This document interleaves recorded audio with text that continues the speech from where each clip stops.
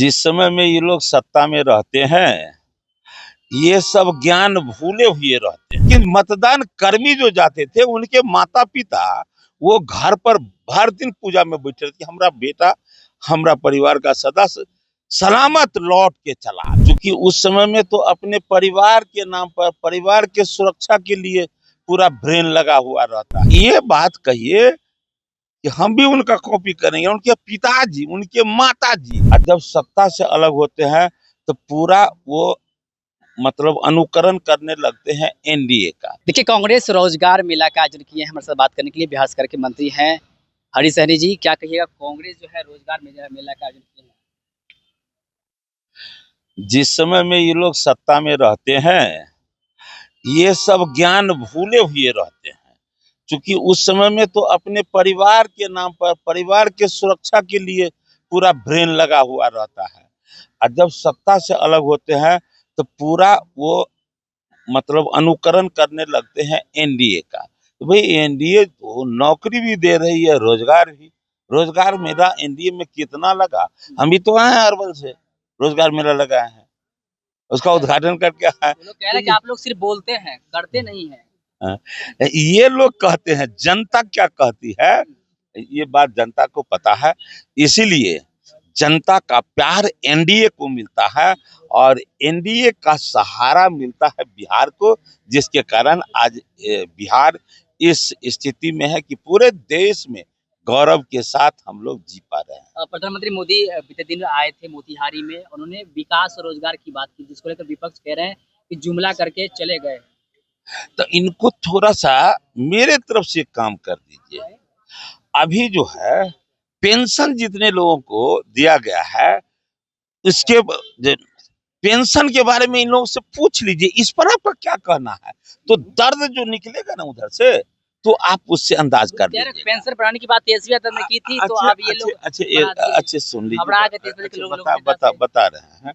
अभी बिजली वाली बात चली, वो देने का काम किसने किया है? जो देने का काम किया वही तो बड़े लोग है, वही तो अपने कर्तव्य का पालन कर रहे हैं। कह रहे हैं कि 200 यूनिट बिजली की बात हम लोगों ने की थी, तो सरकार अब बढ़ा रही है। नीतीश कुमार तो बोले थे नहीं कितना दिए थे? अरे उनसे एक बार पूछिए कि अभी आप 200 कह रहे हैं, आप अपने समय में कितना दिए थे?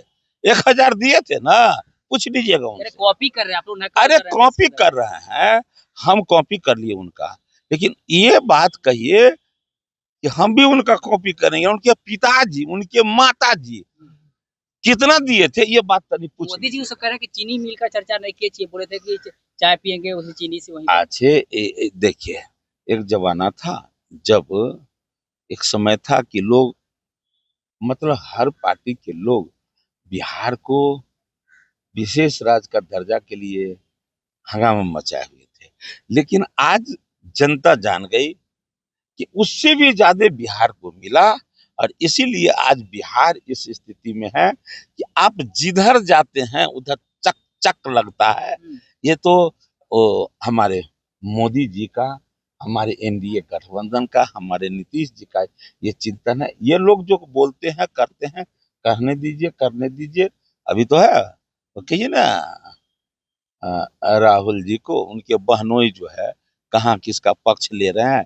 तो इन लोग अभी हमारे आपके भाई बोले कि वो अपने बहनोई का पक्ष ले रहे हैं। हम कहे बुरा क्या किए भैया, वो अपने परिवार का हित छोड़ के जनता का हित की बात करे तो ये न्यूज बनेगा। लेकिन ये अपने परिवार के लिए सब दिन करते आए हैं, आज भी कर रहे हैं, तो ये न्यूज का विषय ही नहीं है। एक आखिरी सवाल है, लालू यादव ने ट्वीट किया है प्रधानमंत्री मोदी को लेकर के कि अगला जुमला करने कब आ रहा है, जब मतगणना में हेराफेरी हो जाएगा तब आएंगे। मतगणना का यही स्थिति है कि उनके जमाने में जो बोले हैं ट्वीट करके, उनके जमाने में मतदाता तो डर से जाना ही नहीं चाहते थे।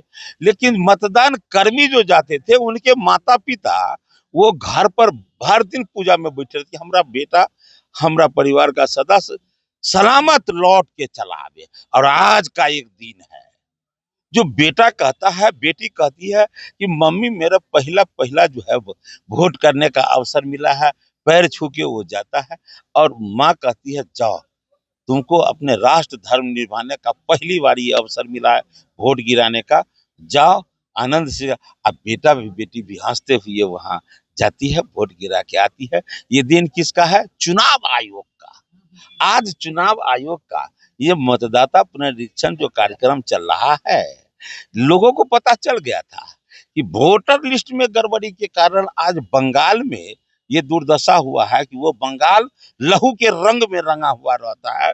वही स्थिति बिहार में होने वाला था, तो इसको कोई नहीं इसको ठीक कर सकता था। तो पता चला कि जैसे किसान को मरुआ और मकई मिल जाता है तो चलनी में चाल देता है, तो मकई अलग हो जाता है, मरुआ अलग हो जाता है। यही एक माध्यम है जिसके माध्यम से दोनों को अलग किया। जो हमारे बिहार के हिंदू मुस्लिम सिख ईसाई है वो अलग, और जो बाहरी आकर बसे हैं वो अलग। इसके लिए पूरे बिहार वासी चुनाव आयोग को धन्यवाद दे रहा है। और ये कार्यक्रम सफल कैसे हुआ?